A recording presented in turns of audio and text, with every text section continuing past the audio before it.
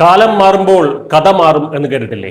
ഒരു കാലത്ത് ഇന്ത്യയെ വെല്ലുവിളിച്ചിരുന്ന പാകിസ്ഥാന്റെ സ്വന്തം കൂട്ടുകാരനായിട്ടുള്ള തുർക്കിയുടെ ഇന്നത്തെ അവസ്ഥ കണ്ടാൽ ശരിക്കും ചിരി വരും. അഹങ്കാരമൊക്കെ മാറ്റിവെച്ച് എങ്ങനെയെങ്കിലും ഇന്ത്യയോടൊന്ന് കൂട്ടുകൂടാൻ വേണ്ടി ഇപ്പോൾ ഇന്ത്യയുടെ കാല് പിടിക്കുകയാണ് തുർക്കി. പ്രസിഡന്റ് എർദോഗാന്റെ പഴയ സിംഹഗർജനമൊക്കെ മാറി ഇപ്പോൾ അതൊരു പൂച്ചക്കരച്ചിലായി മാറിയിരിക്കുന്നു.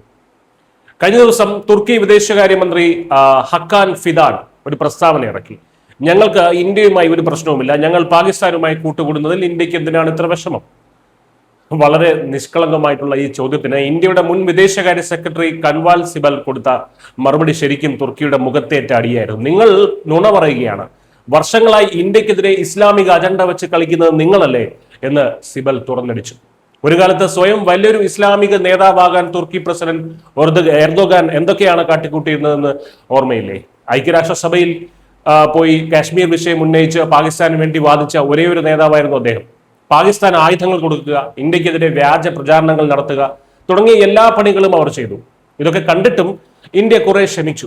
ഇന്ത്യയുമായിട്ടുള്ള ബന്ധം തകരാതിരിക്കാൻ പല പ്രകോപനങ്ങളും നമ്മൾ കണ്ടില്ലെന്ന് നടിച്ചു. എന്നാൽ പഹൽഗാം ആക്രമണത്തിന് ശേഷം ഓപ്പറേഷൻ സിന്ദൂറിലൂടെ ഇന്ത്യ ശക്തമായി തിരിച്ചടി നൽകിയപ്പോൾ അന്നും തുർക്കി നിന്നത് പാകിസ്ഥാനൊപ്പമാണ്. പാകിസ്ഥാൻ ആയുധങ്ങൾ നൽകി ഇന്ത്യയുടെ നടപടിയെ പ്രകോപനപരം എന്നാണ് എർദോഗാൻ വിശേഷിപ്പിച്ചത്. അതോടെ ഇന്ത്യയുടെ ക്ഷമ നശിച്ചു. ശക്തമായി തന്നെ ഇന്ത്യ തിരിച്ചടിച്ചു. ഇന്ത്യക്കാർ തുർക്കി ഉൽപ്പന്നങ്ങൾ ബഹിഷ്കരിച്ചു. ഡൽഹിയും മുംബൈയും ഉൾപ്പെടെ 9 ഇന്ത്യൻ വിമാനത്താവളങ്ങളിൽ നിന്ന് തുർക്കിയുടെ ഏവിയേഷൻ കമ്പനിയായിട്ടുള്ള സെലേബിയെ ഇന്ത്യ അടിച്ചോടിച്ചു. ഇന്ത്യക്കാർ തുർക്കിയിലേക്കുള്ള യാത്രകളും നിർത്തി. അതോടെ ഒറ്റയടിക്ക് 2025 ജൂണിൽ അവരുടെ ടൂറിസം 37% ഇടിഞ്ഞത്. പണി പാളി എന്ന തുർക്കിക്ക് ഇപ്പോൾ നല്ലവണ്ണം മനസ്സിലായിട്ടുണ്ട്. ഇന്ത്യയിൽ നിന്നുള്ള പണം വരാതായപ്പോൾ പഴയ അഹങ്കാരം എങ്ങോട്ടോ പോയി.